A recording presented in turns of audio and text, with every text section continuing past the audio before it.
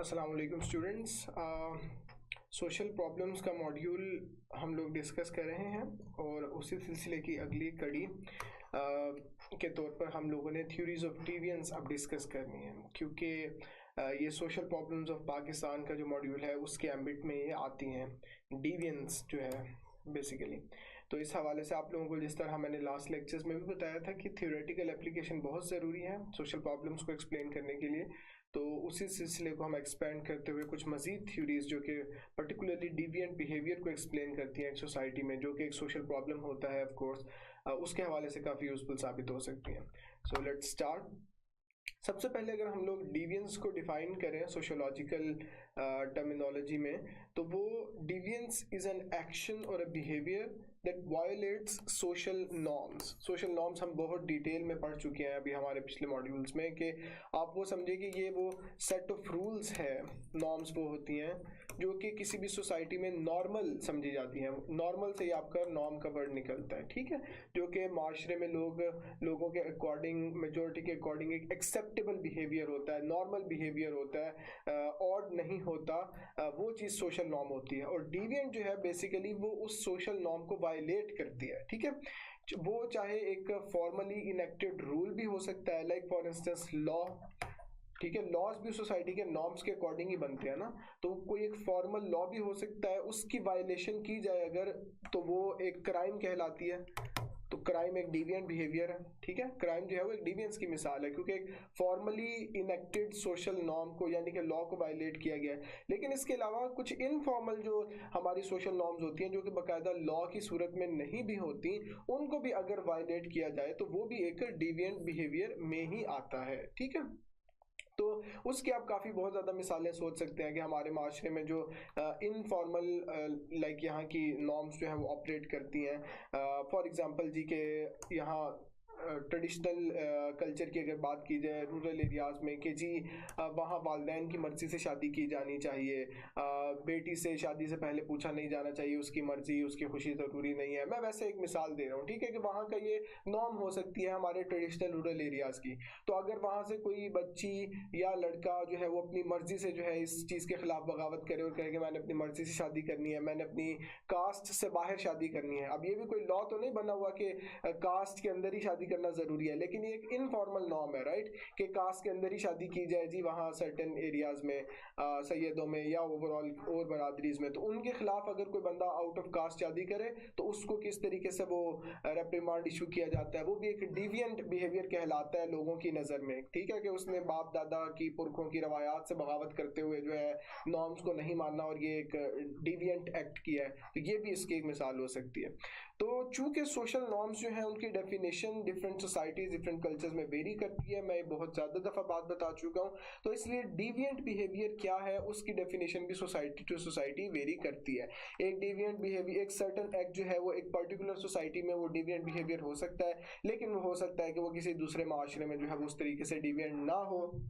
जैसे यही कास्ट वाली मैं जो आपको मिसाल बता रहा था, अब वेस्ट में तो उस चीज़ का तस्वुर ही नहीं है कास्ट वगैरह का, वहाँ तो इंडिविजुअल की आज़ादी मर्जी इस हवाले से पूरी पूरी अहमियत है उसे, कि वो जिससे मर्जी शादी करना चाहे कर सकता है। तो ये हमारी सोसाइटी के अकॉर्डिंग एक डिविएंट बिहेवियर हो गया, राइट। मैंने आपको डाइवोर्स की मिसाल दी थी, मैंने आपको आउट ऑफ वेडलॉक रिलेशनशिप्स की मिसाल दी थी, कि ये इनको सोशल प्रॉब्लम समझना, इनको डिविएंट बिहेवियर समझना, वो एक पर्टिकुलर सोसाइटी के कॉन्टेक्स्ट पे जो है वो काफ़ी ज़्यादा डिपेंड करता है।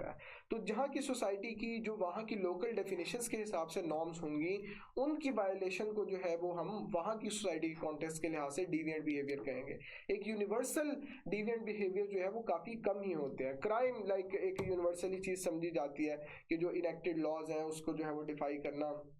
वो है एक डिविएंट बिहेवियर कहलाता है। लेकिन वंस अगेन अब वही बात भी की जा सकती है कि अगर लॉज जो है जो इनेक्ट किए गए हैं वो भी सोसाइटी उनका व्यू डिफर कर सकता है। एक पर्टिकुलर सोसाइटी में रहने वाले दूसरी सोसाइटी के लॉज को जो है हो सकता है अंडरस्टैंड ना कर सकें, उन्हें वो अनजस्ट लगे, अनफेयर लगे, तो उनके अगेंस्ट जो लोग खड़े हो रहे हैं जो वहाँ की सोसाइटी के अकॉर्डिंग तो डिविएंट होंगे, लेकिन शायद उस कल्चर से बाहर रहने वालों को जो है वो फ्रीडम फाइटर्स लगें और उनको जो है वो हीरोज़ का दर्जा दिया जाए। तो ये काफ़ी इस तरह की मिसालें जो है वो आप लोगों को हमारे डिस्कोर्स में मिलती हैं। So having defined deviance, let's now move on to discussing some theories of deviance. कि डिवियंस जो है वो उसका फिनोमिना, उसकी एक्सप्लेनेशन को जो थ्योरी सपोर्ट करती हैं कि वो क्यों इमर्ज करता है ये फिनोमिना, आखिर लोग क्यों डिविएंट बिहेवियर की जानिब जाते हैं, उसके हवाले से ये थ्योरीज हैं। सबसे पहली जो थ्योरी है वो रॉबर्ट मर्टन ने पेश की है, जिसको हम स्ट्रेन थ्योरी कहते हैं, और उसके स्ट्रेन थ्योरी के फर्दर आगे 3 टेंजेंट्स हैं, ठीक है, कि जिसकी इन 3 टेंजेंट्स की बुनियाद पर उन्होंने एक्सप्लेन करने की कोशिश की है कि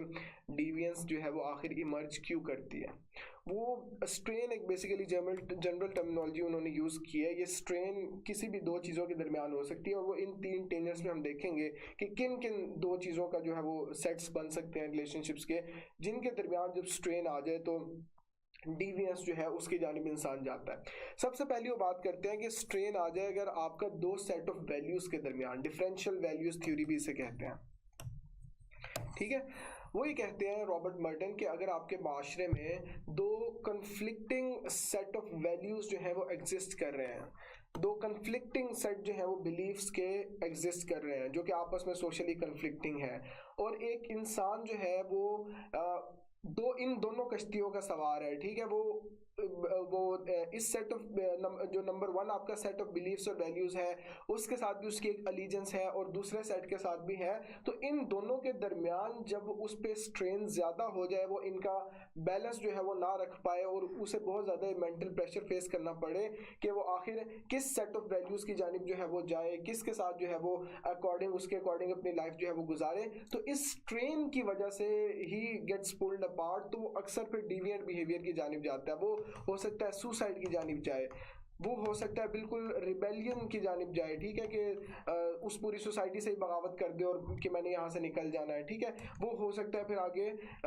इसके अगेंस्ट रिबेलियन की एक और सूरत हो सकती है कि बिल्कुल आउटराइट उनकी वायलेशन की जानिब चला जाए, दोनों साइड्स की जानिब, क्राइम की जानिब चला जाए, मेंटली अनस्टेबल हो जाए। तो ये सारे मतलब वो हमारे डिविएंट बिहेवियर्स ही हो गए ना।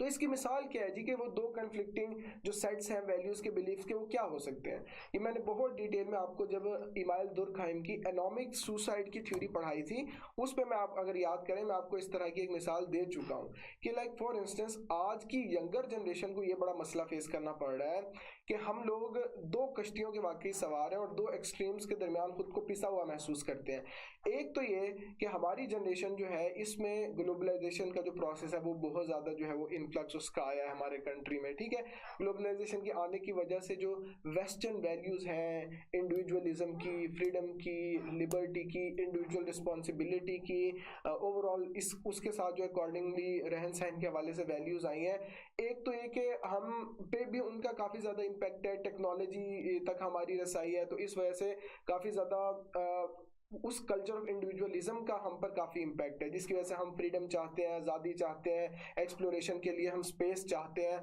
लेकिन दूसरी जानिब जो हमारे माशरे की ट्रेडिशनल कल्चरल वैल्यूज़ हैं उसके साथ भी हमारी एक अलीजेंस रहती है, हम उसके साथ भी खुद को अटैच महसूस करते हैं। अब हमारे माशरे की ट्रेडिशनल कल्चरल वैल्यूज़ जो हैं वो तो कलेक्टिविज्म के कल्चर पर बेस्ड है, अगर आपको पता है,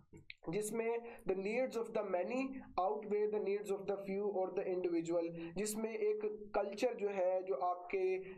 कम्युनिटी लाइफ का कल्चर हो सकता है, आपकी ओवरऑल फैमिली का कल्चर हो सकता है, ठीक है। मतलब उन कल्चरल ट्रेडिशंस को जो है हमारी ट्रेडिशनल कल्चर में ज़्यादा वैल्यू जो है वो दी जाती है, और एक इंडिविजुअल से एक्सपेक्ट किया जाता है कि जो रवायात चलती आ रही हैं हमारे माशरे की, हमारी फैमिलीज़ की, उसी के अकॉर्डिंग एक इंडिविजुअल जो है वो भी आगे उनको लेकर चलेगा। लेकिन हम लोग तो जाहिर है वो ग्लोबलाइजेशन की वजह से जो इंडिविजुअलिज्म का कल्चर आया है और इधर से जो कलेक्टिविज्म का कल्चर डिमांड करता है कि हम अपनी अलीजेंस इस ट्रेडिशनल कल्चर को भी ओ करें, इन दो चीज़ों के दरमियान हम बाज़ दफ़ा आप लोग खुद बतौर यंगस्टर्स इस चीज़ को जो है वो रिलेट कर सकते हैं कि कितना ज़्यादा हम स्ट्रेन महसूस करते हैं इस चीज़ का, ठीक है,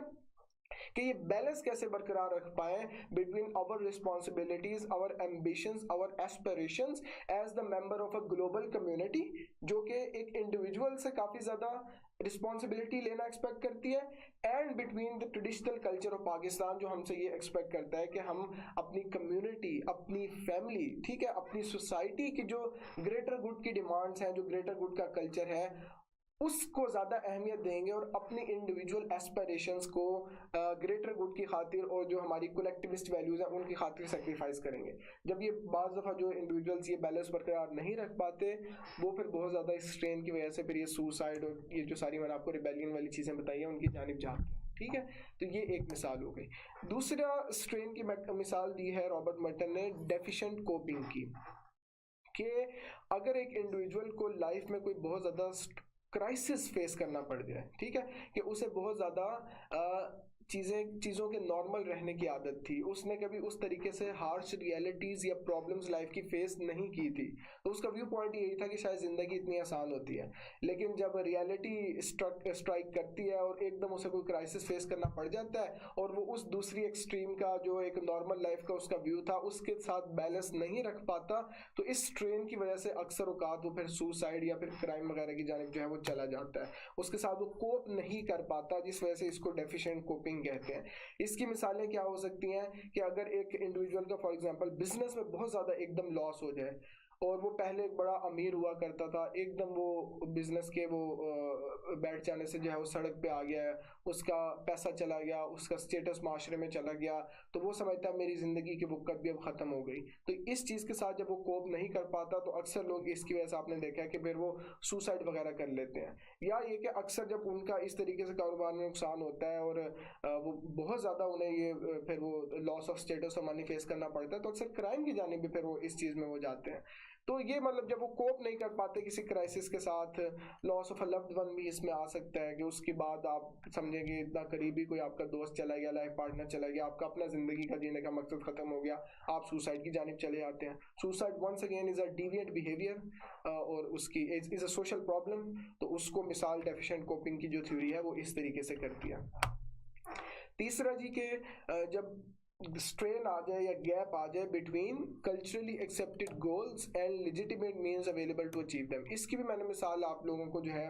आई थिंक हमारा सोशल स्ट्रेटिफिकेशन का टॉपिक था जो मॉड्यूल था उसमें मैंने दिया है, लेकिन यहाँ थियोरेटिकली इसको हम मैं उम्मीद करता हूं कि आपने इस लेक्चर को एंजॉय किया होगा। कंप्लीट लेक्चर नियर पियर की ऐप जो प्ले स्टोर से या ऐप स्टोर से आप डाउनलोड कर सकते हैं या फिर वेबसाइट www.nearpeer.org के ऊपर आप देख सकते हैं। YouTube के ऊपर सारे के सारे लेक्चर जो है वो स्कैटर्ड होते हैं, कोई कहाँ पढ़ा है कोई कहाँ पढ़ा है, तो एक फ्लो नहीं बन पाता पढ़ाई का। लेकिन वेबसाइट के ऊपर ऐसा हरगिज़ नहीं है। तमाम के तमाम लेक्चर टीचर्स ने एक फ्लो के साथ एक ऑर्गेनाइज स्ट्रक्चर में डाले हुए हैं, और ना सिर्फ लेक्चर्स हैं बल्कि साथ में क्विजेस भी हैं, टेस्ट बैंक भी है, स्केड्यूल भी है प्रॉपर, जिसको आप फॉलो करके अपनी तैयारी को ऑप्टिमाइज कर सकते हैं। एआई बॉट है जिससे आप कोई भी सवाल करें तो 30 सेकंड के अंदर अंदर आपको जवाब मिल जाता है। 24/7 टीचर का एक्सेस है, लाइव सेशंस का पूरा स्केड्यूल है, तमाम वो चीजें जो आपकी तैयारी को पक्की बनाने में आपकी हेल्प कर सकता है। अगर आपका कोई भी सवाल, कोई भी क्वेरी, कोई भी कंफ्यूजन है तो feel free to drop us a WhatsApp on the given number. हमारे काउंसलर्स हर वक्त इंतजार में बैठे होते हैं कि वो किस तरह से आपकी बेहतरीन तरीके से मदद कर सकते हैं। All the best.